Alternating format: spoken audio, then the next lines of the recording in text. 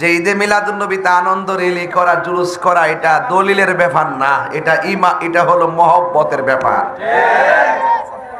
অনেকে এগুলা বুঝে না, বুঝে উল্টা পাল্টা আমি বলে কইছি দলিল বলে নাই মিলাদুন্নবী।